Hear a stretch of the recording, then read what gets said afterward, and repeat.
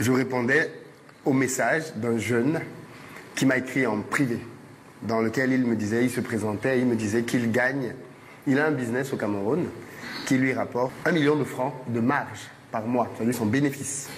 Ça fait 12 millions par an. C'est pas la drogue? Non, pas du tout. Mais la question qu'il me posait, c'était de savoir, est-ce qu'il devrait suivre ses amis qui sont allés à l'aventure au Canada? Et donc c'est de là qu'est partie la série de posts et de vidéos sur le Canada depuis pratiquement une semaine.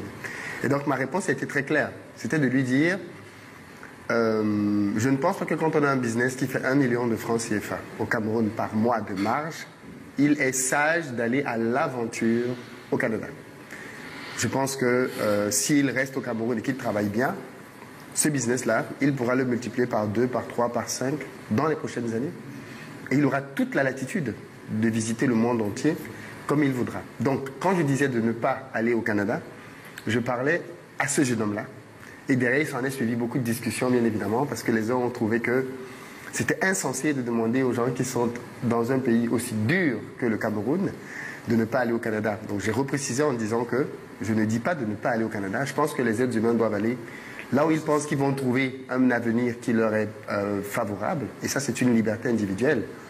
Par contre, et ça a été pour le coup une série de vidéos aussi, il faut dire aux gens la vérité.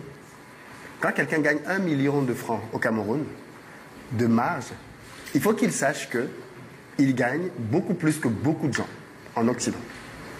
Beaucoup plus de gens.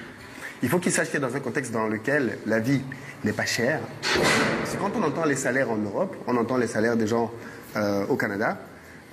J'ai fait une petite investigation. Les Camerounais, par exemple, qui vont dans la diaspora au Canada, quand ils viennent d'arriver, il faut le dire, les diplômes camerounais ne sont pas reconnus au Canada. Donc même si quelqu'un est médecin au Cameroun et il va au Canada, il ne sera pas médecin. Il va devoir trouver une petite formation pour commencer un petit job. Et donc, quand ils arrivent, les premiers salaires qu'ils vont avoir vont tourner autour de 3 à 4 000 $. Mais dans ces 3 à 4 000 $ canadiens, ils vont devoir payer des taxes qui sont très élevées au Canada. C'est à peu près 2 millions, 1 million. À peu près, oui, à peu près, oui. À peu près 2 millions. Et ils vont devoir payer des taxes là-dessus. Ils vont devoir payer leur loyer. Et fondamentalement, j'ai interviewé des gens sur ma chaîne qui sont au Canada et qui me disaient que quand ils ont fini de payer leurs taxes, de payer leur loyer, ils ont du mal à mettre de côté 100 000 francs CFA. Ça, c'est la réalité des gens au Canada. Donc, quelqu'un qui gagne 1 million de francs CFA au Cameroun, c'est pas pertinent d'aller au Canada. Oui, mais tout le monde gagne 1 million. Mais j'ai bien précisé le contexte de la personne à qui j'ai dit ça. Par contre, j'ai continué en disant que si vous êtes au Cameroun et que vous voulez aller étudier, parce que les Camerounais aiment bien les études, le Canada, c'est une très bonne destination. Si vous voulez aller au Canada, parce qu'au Cameroun, c'est très difficile pour vous. Vous ne parvenez pas à vous en sortir, vous n'avez peut-être pas un bon boulot, vous n'avez peut-être pas une bonne rémunération, et vous pensez que aller à l'aventure au Canada, ça peut être pertinent, why not? Et donc, à un moment donné, je dis, ça c'est de l'ignorance. Parce que quand tu gagnes 2,4 millions au Cameroun, d'abord tu es dans les 1% des gens qui gagnent le plus au Cameroun, tu as un privilégié, tu as une vie de roi, de pacha, domestique, gardien, tout ce que tu veux, chauffeur, complètement. Ouais. Tu as de quoi payer 10 personnes et tu ne le ressens même pas parce que la main-d'œuvre ne coûte pas cher. Vous savez ce que le monsieur fait au Canada aujourd'hui? Non. Il enlève de la neige. Je n'ai rien contre les métiers. Contre les métiers. Voilà, mais il enlève de la neige et quand on enlève de la neige. C'est le temps de. Je l'ai dit tout à l'heure. Oui. Votre métier au Cameroun et votre expérience ne sert pas là-bas. Puisque vos diplômes ici ne sont pas reconnus. Vous devez avoir des diplômes canadiens. Donc, quand on va dans ces pays-là, on recommence à zéro. Donc, est-ce que ce monsieur a été bien conseillé? Je ne suis pas sûr. Et mon point, c'est juste de dire, si vous voulez partir, ok, mais sachez quand même où vous partez, ce qui vous attend là-bas. Ce n'est pas le paradis qu'on décrit, et ce n'est peut-être pas pertinent pour tout le monde. Mais à l'accueil, on a un bel appartement, on peut avoir facilement une voiture, on a une bonne école pour ses enfants.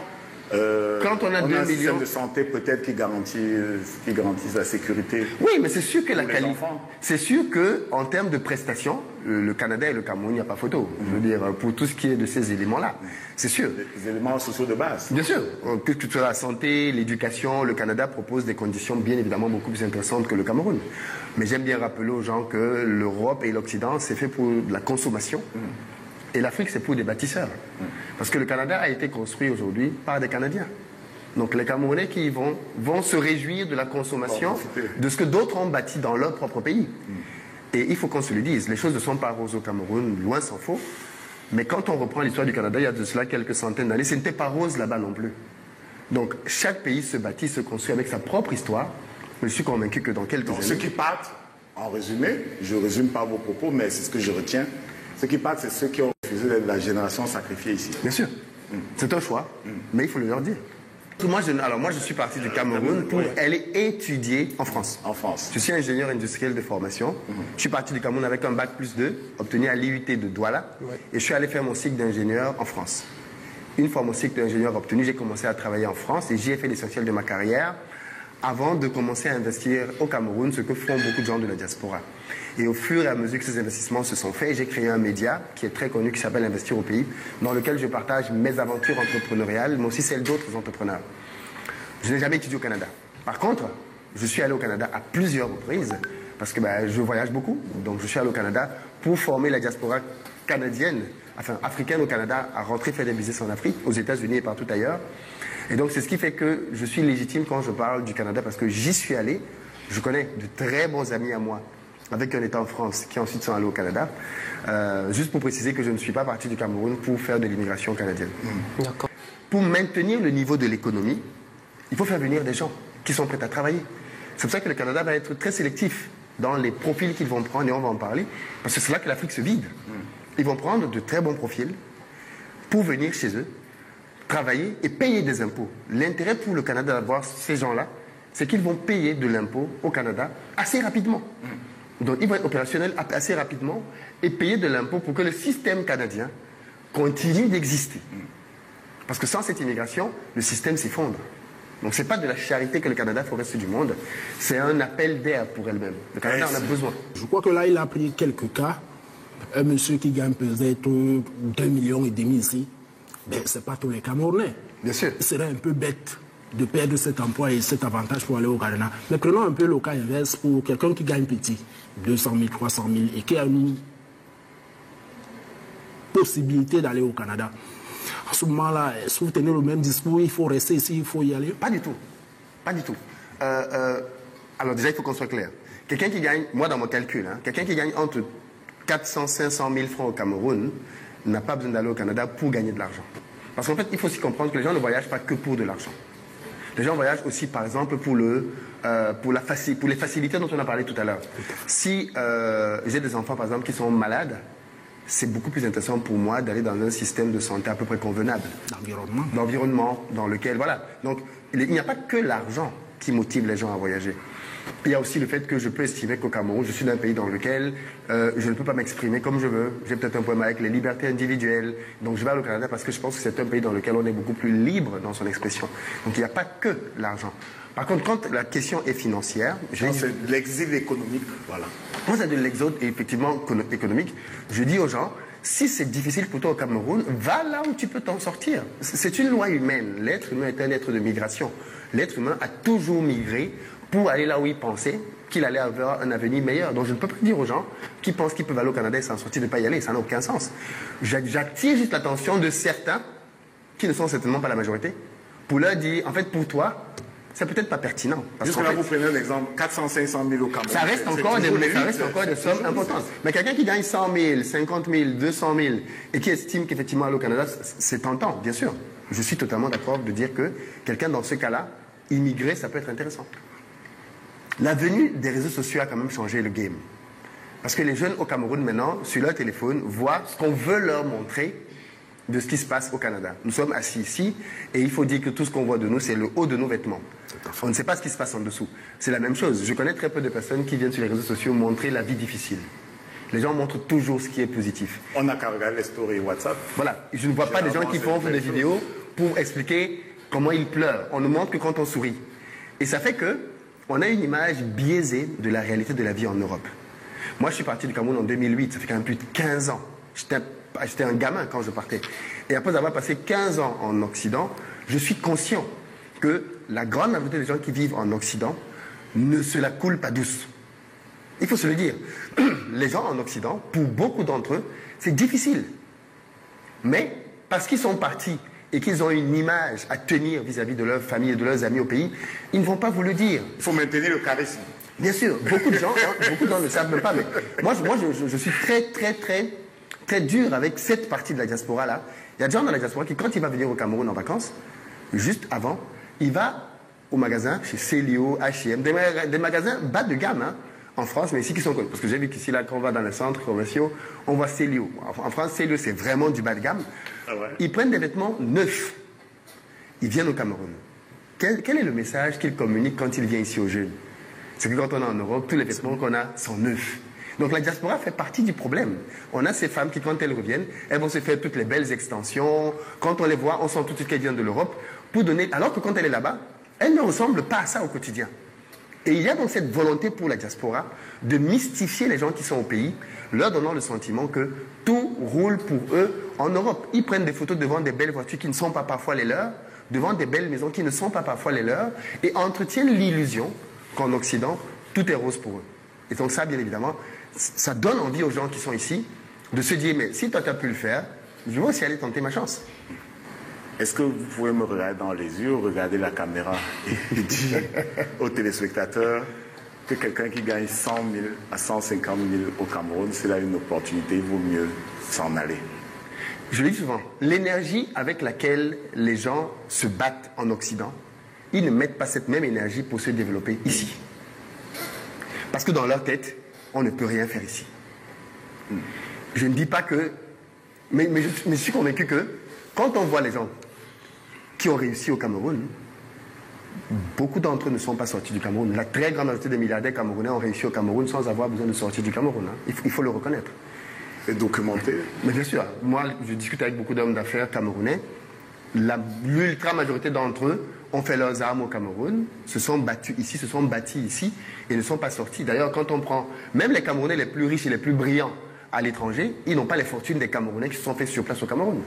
Donc, à un moment donné, quel est le regard que tu portes par rapport à l'environnement qui est le tien? La preuve, toutes ces personnes donc au Canada, en France, aux États-Unis, quand elles ont commencé à amasser un peu d'argent, qu'est-ce qu'elles veulent toutes faire? Rentrer, investir au pays. Pourquoi? C'est paradoxal, n'est-ce pas? Pourquoi quand ces personnes ont réussi, quand elles ont un peu d'argent, ou un peu plus, leur projet, c'est de rentrer l'investir au Cameroun? Parce que quand on est à l'extérieur, on voit au Cameroun ce que les Camerounais ne voient pas sur place. Donc, peut-être qu'il faut se lever un peu, oui, pour monter. C'est pour ça que je dis que le voyage, c'est pour ça que je ne peux pas dire aux gens de ne pas voyager. Parce que le voyage ouvre l'esprit. Le voyage permet de se rendre compte qu'il n'y a pas de petit argent. Au Cameroun, les gens négligent beaucoup de business. Parce qu'ils considèrent que ce sont des petits business. Les gens veulent obtenir rapidement ce qui a pris des années à bâtir pour d'autres. Quand tu vois une jeune fille de 25 ans qui roule en Range Rover, tu as appris ça où?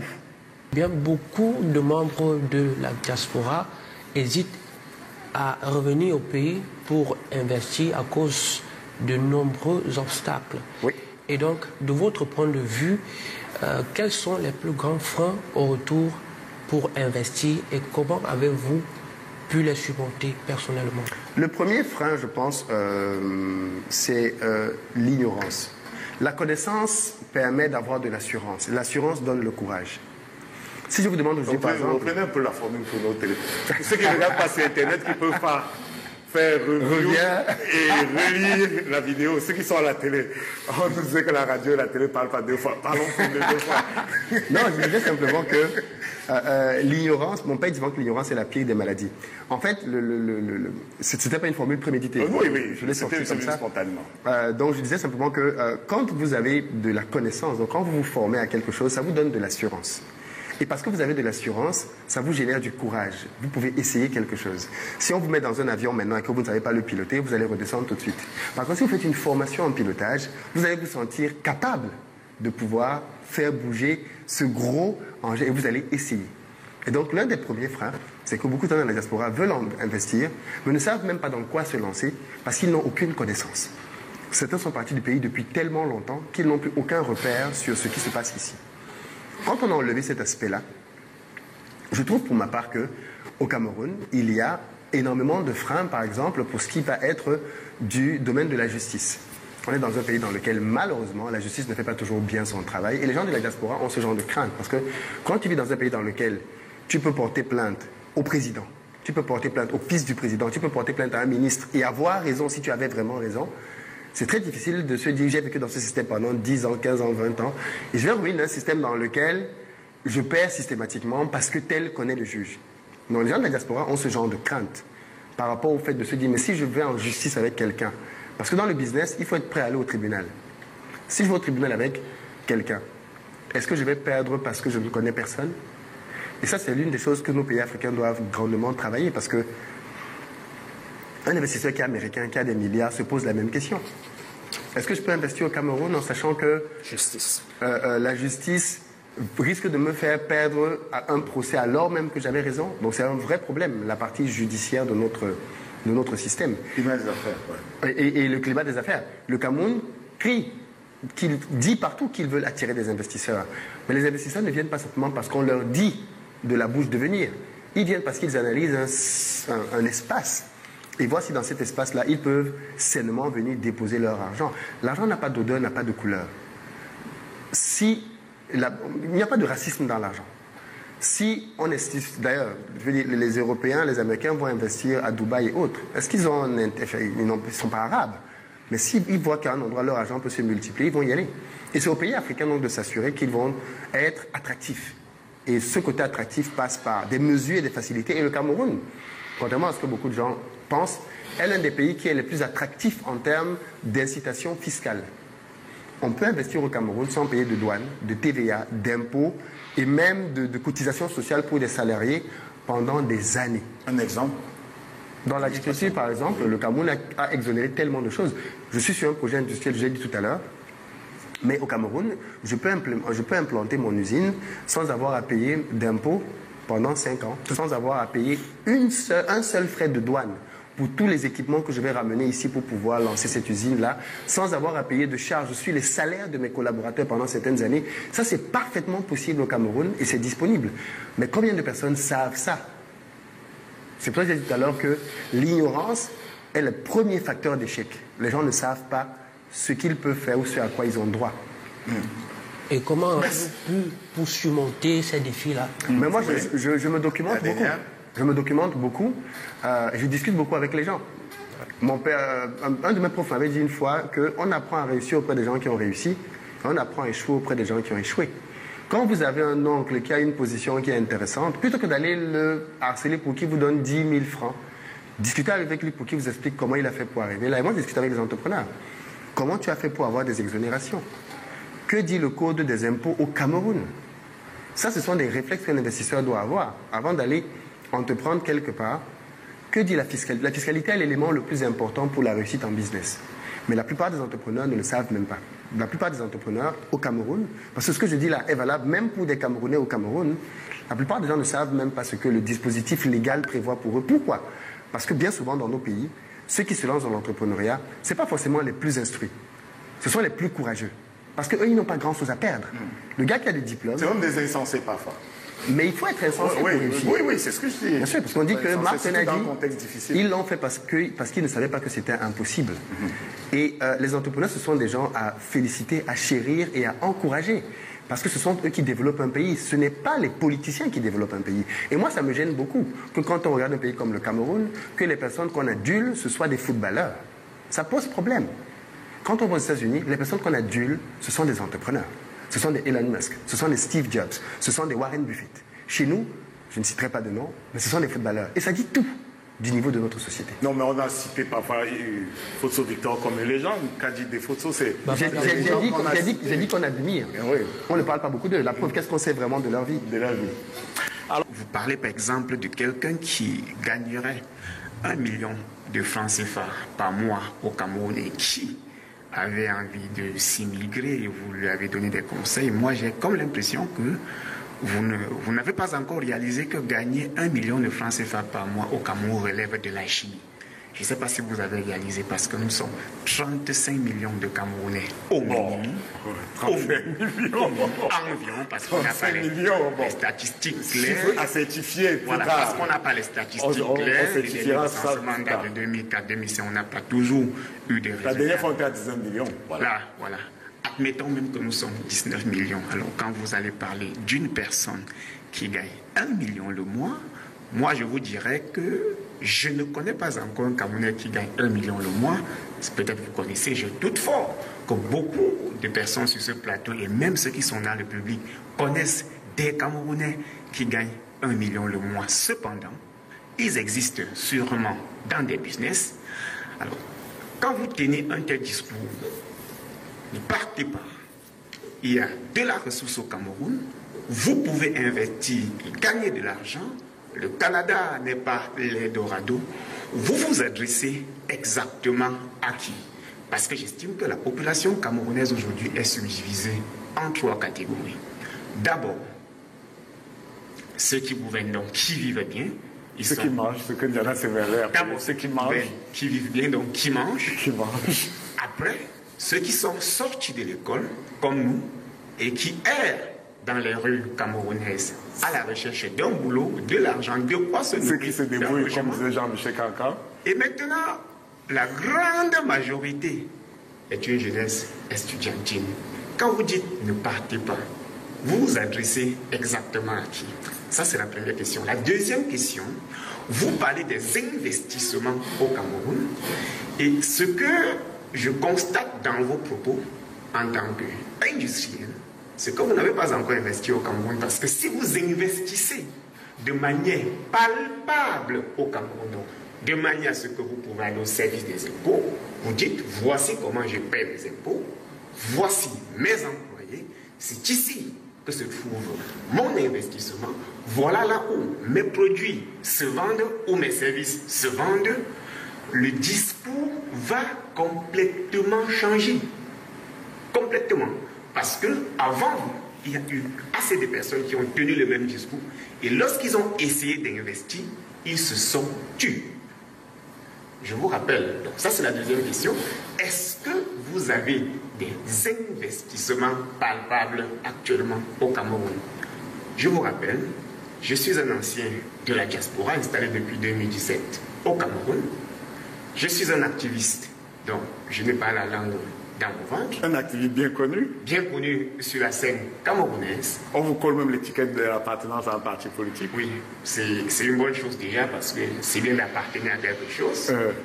Je suis un entrepreneur industriel avec des produits visibles dans les plus grandes enseignes du pays. Et jusque-là, vous vous débrouillez toujours. Mais deux questions. C'est pour ça raison que je dis qu'il n'a pas encore investi. Parce que s'il avait investi, il allait changer complètement de discours. Les réalités sont en déphasage avec ce qu'il pense, ce qu'il dit, ce qu'il croit avoir observé et ce qu'il croit avoir vu. Alors, quand vous dites ne partez pas, restez vous débrouiller, l'Afrique regorge beaucoup d'opportunités, vous tenez ce discours à qui? La deuxième question, avant qu'on évolue, oui. Est-ce que vous avez des investissements palpables au Cameroun? Et merci pour cette méthodologie, Fautine Zodou, je dois reconnaître que c'est une belle méthodologie, si vous permet oui. Mais en fait, il correspond au profil que j'ai dit tout à l'heure. On apprend à échouer auprès des gens qui ont échoué. Le monsieur que j'ai en face de moi, manifestement, n'a rien réussi, et il pense que tout le monde est comme lui. J'ai dit ça tout à l'heure ici, je le répète. Si les gens qui vous entourent, ce sont les gens qui n'ont pas réussi, ils ne vous expliqueront pas comment réussir dans cet environnement. C'est super important de comprendre cette base. Si vous vous fiez effectivement uniquement aux histoires des personnes qui sont dans votre environnement, qui ont le même type de difficultés et de résultats que vous, vous allez penser qu'il n'y a que ça. La première chose, pour revenir sur la question, j'ai répondu très clairement tout à l'heure. Je pense que vous prenez des notes. J'ai dit très clairement que je répondais à une question de quelqu'un qui m'a dit « je gagne 1 million de francs ». Je ne suis pas allé lui demander « quel est ton business ? Qu'est-ce que tu fais ? Dans quoi tu es ?» Ce n'était pas ça la question. Il m'a demandé « je pars ou je ne pars pas ?» Je lui ai dit « mais si tu gagnes 1 million, si tu gagnes 1 million de francs CFA au Cameroun, ne pars pas. » Ma position est claire. J'ai dit tout à l'heure que je vous suis ces 2 dernières semaines sur votre page Facebook. Oui. Vous avez beaucoup évoqué la question de l'immigration. Oui. Et il me semble, dans toutes vos introductions oui. et dans les développements, que vous n'encouragez pas, ou du moins, vous n'apprécierez pas le fait que la jeunesse africaine se déporte massivement vers le Canada. C'est pour cette raison que j'ai dit, votre discours est envoyé à l'endroit de qui? Non, alors, je répète encore, je n'ai jamais dit, je crois que j'ai été très clair là-dessus, que quelqu'un ne doit pas voyager. J'ai voyagé. Donc je ne peux pas dire aux gens de ne pas voyager. Je sais ce que le voyage apporte. Je me réfère à vos 2 dernières vidéos Oui. sur votre page. Non, non. Mes vidéos n'ont jamais dit... Alors chaque vidéo que je fais dans un contexte, mes vidéos n'ont jamais dit que les Africains ne doivent pas voyager. Je dis bien que tous les Africains ne doivent pas voyager. Il y a des gens qui, quand on a leur profil en Afrique, c'est pas la peine de voyager pour aller immigrer. Ok, là où je dis donc que votre discours est biaisé, c'est que gagner 1 million de francs CFA au Cameroun relève de la chimie. C'est-à-dire que quand vous tenez un discours, vous dites, si vous gagnez votre vie en Afrique, il ne sert à rien de voyager. J'ai comme l'impression que vous êtes en déphasage avec la réalité africaine, surtout la réalité camerounaise. Parce qu'en longueur de journée, peut-être plus que vous, je côtoie des jeunes, je les reçois, je les oriente et je leur dis, si vous avez possibilité de partir, partez. Moi, je suis parti en 2013, je suis revenu en 2017 et j'estime que si je n'étais jamais parti, je n'allais jamais investir. Je m'explique. Pour créer une industrie, vous avez dit très bientôt vous êtes dans l'industrie. C'est plus une affaire d'1 million de francs, même pas 10 millions de francs. Parce que lorsque vous injectez même 30 millions de francs dans une industrie, pour ne pas dire 100, 200, 500 millions, 1 milliard, quel que soit le secteur industriel où vous injectez 30 millions de francs, à vue d'œil, on ne saura pas. Alors dites-moi, un Camerounais qui décide de rester au pays, de se lancer seulement dans la fabrication des simples savons de toilette, à base de la soude caustique mélangée, je ne sais avec quoi, pour se promener dans les rues de Douala et de vendre. Il lui faut un minimum de 2 millions de francs CFA. Là, on est d'accord. On va dire, pour voyager, quitter le Cameroun, il va falloir trouver un minimum de 4 millions. Les coachs en développement personnel diront, mais avec les 4 millions, vous pouvez investir au Cameroun. Est-ce que vous avez tenu compte le fait, en tenant ce discours, que 99% de notre jeunesse est moulée pour un emploi et non pour un déploiement sur le terrain? J'ai l'impression que vous monologuez, vous ne me posez pas de questions. Donc, moi, je veux répondre aux questions. Oui. À quoi vous voulez que je réponde? La première question... J'étais en train de répondre, vous m'avez interrompu. Sauf que je dis des références et vous dites c'est pas ça. Non, mais je me suis fait à vos dernières vidéos sur votre page Facebook. C'est disponible à l'heure où nous parlons et les gens qui nous écoutent peuvent encore aller regarder. Qu'est-ce que vous dites dans ces vidéos que je ne reconnais pas ici maintenant? Je vous dis, vous avez dit dans ces vidéos que si l'Afrique regorge des opportunités, il va falloir qu'on reste et que le Canada n'est pas ce que les gens pensent. Mais que c'est faux. Vous êtes déjà allé au Canada? Ok, bien sûr. Et le Canada, c'est un Eldorado? Ok, je prends un cas. Vous croyez qu'un gars qui vit à Bilonguet, oui, et lorsque le tonnerre gronde seulement, l'eau a déjà inondé sa maison? Oui. En fait, pas préféré quoi? Parce que... En fait, je pense qu'on fait des amalgames qui n'ont pas lieu d'être. Ouais. Je le répète, je l'ai déjà dit tout à l'heure. Moi, je n'ai pas besoin de redire 10 fois la chose pour qu'elle soit comprise. J'ai dit que quelqu'un qui ne s'en sort pas au Cameroun, s'il veut partir, qu'il parte. Je l'ai dit. Je n'ai pas besoin de le dire 10 fois. D'accord. Je ne parle pas anglais. D'accord. Donc, à partir du moment où j'ai dit ça, tout l'argumentaire que vous développez rejoint ce que j'ai dit. Donc, pour moi, il n'y a pas de divergence là-dessus. La deuxième question... Quelqu'un qui veut partir... La deuxième question... C'est bien de faire cette précision. Mais je l'ai dit, même pendant la discussion. Oui, non, vous l'avez dit. Moi, je me suis référé sur ce que vous avez dit préalablement. Ce n'était pas contradictoire. Dans les réseaux. Non, parce que... Permettez-moi de clarifier. Il est important aussi de dire aux jeunes qui sont ici que certains d'entre eux, c'est peut-être pas les plus nombreux, ceux qui vont trouver au Canada ne sera pas meilleur que ceux qu'ils ont déjà ici. Il y a des jeunes au Cameroun qui touchent 500 000 francs par mois, vrai ou faux, de salaire dans les entreprises. Mais combien de... Ça fait que... Moi, j'ai un problème. C'est ça le problème. Au niveau de l'échange. C'est ça le problème. Parce que si nous prenons 1000 Camerounais, nous ne trouvons pas deux qui touchent 500 000. Mais ce n'est pas comme ça qu'on raisonne. Votre discours est adressée à 1% de Camerounais. Mais qu'est-ce que ça change? À 1 pour 1000 de Camerounais. Même si c'est c'est 1 pour 1000. Ok. Pour ce 1 pour 1000 là, c'est dommage que ce 1 pour 1000 il migre aussi alors qu'il peut se faire ici. D'accord. C'est tout ce que je dis. D'accord. Mon discours est si concis. D'accord. Si vous vous en sortez au Cameroun avec telle somme, je précise la somme, D'accord. je dis que quand vous prenez vos calculs, on vous dit qu'au Canada on gagne 3000 $, mais est-ce qu'on vous a dit qu'on vous prend 40% d'impôts? Est-ce qu'on vous a dit que vous payez un loyer de telle somme? Est-ce qu'on vous a dit qu'à la fin du mois, vous vous retrouvez? C'est juste l'exercice que je fais. Je vous ai compris, j'évolue. Vous avez également dit que quelqu'un qui gagne 4000 $ environ au Canada ne sera pas capable de faire l'épargne de 100 000 francs CFA. Peut ne pas. Peut ne pas. Hors impôt. Je reviens. Est-ce que vous savez que... Vous voulez qu'on décompose cette somme? Non, je ne discute pas ce que vous dites. Moi, je suis d'accord avec vous. Je suis d'accord parce que je connais ce système-là. Ok, d'accord. Okay, ce que je veux dire, est-ce que vous savez que 100 000 francs CFA au Cameroun, c'est un peu plus de 2 mois de salaire sur la base du SMIC en dehors des charges? Bien sûr. Vous savez ça? Bien sûr. Alors, ça veut dire tout simplement que quelqu'un qui gagne 100 000 francs CFA au Cameroun, c'est mieux d'immigrer au Canada. Je l'ai dit tout à l'heure. Quelqu'un qui gagne 300 000 francs CFA au Cameroun, c'est mieux d'immigrer au Canada. Et quand vous tenez votre discours, j'ai comme l'impression que vous demandez aux Africains de rester ici, se battre, parce que vous êtes déjà partis, vous avez compris que c'est important de revenir investir, et vous avez poursuivi, justement, pour renchérir ce que je dis, en disant, la plupart de ceux qui partent, lorsqu'ils gagnent un peu d'argent, ils ont envie de revenir et investir au Cameroun.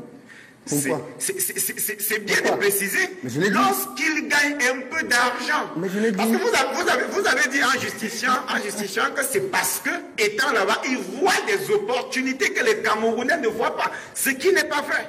Alors, même étant au Cameroun, les gens voient des opportunités, sauf que il est impossible pour la plupart des Camerounais de se trouver le moindre capital. Non, c'est faux. C'est ce que je disais tout à l'heure. Un de vos célèbres invités, vous avez dit, il est très, très drôle, il vous avait dit dans une émission qui était très célèbre, Rodrigue, pourquoi tu m'amènes les gens qui n'ont pas le niveau? J'ai l'impression que mon contradicteur... Je ne sais pas si vous voulez... N'évaluez pas le niveau. N'enfoncez pas des portes ouvertes. Quand on est d'accord sur un point, avançons. J'ai commencé... Peut-être que la proportion des gens dont j'ai parlé n'est pas la plus grande. Ne revenez pas. Vous pouvez parler pour ça, oui, bien sûr. La plupart de ce que vous faites... Oui. Moi, je fais aussi. Oui. Donc, je ne veux pas revenir sur un problème de niveau. Je vous ai dit d'emblée que je suis un ancien de la diaspora comme vous. Le point n'est pas que c'est de la diaspora ou pas. Je vous ai dit en secondo, moi j'ai des investissements qui ont aussi échoué et d'autres qui ont réussi. Ah bon? Comme vous. Donc on peut réussir au Cameroun? Oui, d'autres qui ont réussi. Ah donc on peut réussir au Cameroun alors? Allez-y posément. Alors, les investissements... Donc vous venez de dire qu'on peut réussir au Cameroun? Les investissements qui ont réussi ont consommé beaucoup de centaines de millions. Oui, mais attendez, monsieur. Même sans capital, on peut réussir. Monsieur, mais attendez. Ne revenez pas sur un problème de niveau. Attendez, je vais vous expliquer. Parce qu'en fait, j'ai l'impression que, comme on parle de sujets qui sont pris bout à bout, vous n'avez pas toute la méthodologie que je prône. Ma méthodologie, elle est dans les vidéos qui sont sur Internet, qui ont été vues des millions de fois. Je dis ceci. Peu importe le système économique dans lequel vous êtes, si vous voulez entreprendre, il vous faut commencer par lever un minimum de capital. Et pour lever ce minimum de capital, il faut aller le chercher là où il se trouve. Il faut travailler. Donc la première chose à faire, c'est de travailler. La deuxième chose à faire, c'est que quand vous avez travaillé, il faut mettre de côté une partie de ce que vous avez gagné dans votre travail. Vous ne voulez pas dire la vérité, monsieur. Beaucoup de jeunes Camerounais ne savent pas épargner l'argent. Parce qu'ils vont dans les bars. Parce qu'ils vont dans les nightclubs. Mais ce n'est pas un monologue, monsieur. Vous êtes là pour poser des questions. Et il faut aborder ces sujets tels qu'ils sont. Mais il faut avoir la froideur de l'analyse. Beaucoup de jeunes Camerounais dépensent leur argent en futilité qu'ils auraient pu mettre de côté. C'est un fait. Mais s'ils ne vont pas dans les barmen vivent de quoi? Mais justement, un pays comme le nôtre, qui est un pays dans lequel les jeunes ont du mal à s'en sortir, je pense qu'on devrait fortement réguler la consommation d'alcool. C'est un scandale de voir qu'au Cameroun, l'une des entreprises les plus riches soit les brasseries. C'est un scandale absolu. Parce que ça veut dire qu'on est dans un système dans lequel on entretient l'abrutissement de la jeunesse. Donc, moi, je dis que... Bon, il y a plusieurs brasseries. Mais j'ai dit les brasseries. C'est pas une entreprise précise. On n'attaque pas une entreprise. C'est vous qui êtes... Il y a plusieurs brasseries au Cameroun. Bien sûr. Mais je ne dis pas que les gens ne doivent pas boire. C'est écrit même sur leur propre boisson que c'est la consommation modérée. Je dis juste que les étapes, la première étape, c'est de pouvoir effectivement générer une épargne. Il faut pouvoir générer une épargne. Est-ce que ça implique que tu dois vivre chez tes parents? Est-ce que ça implique que tu dois faire de la colocation, partager les charges avec quelqu'un? Il y a plusieurs solutions qui existent, mais tu dois pouvoir te générer un capital. Sur la base du capital donc que tu te génères, en parallèle de ton travail, tu dois essayer des petits business. Je le dis matin, midi, soir.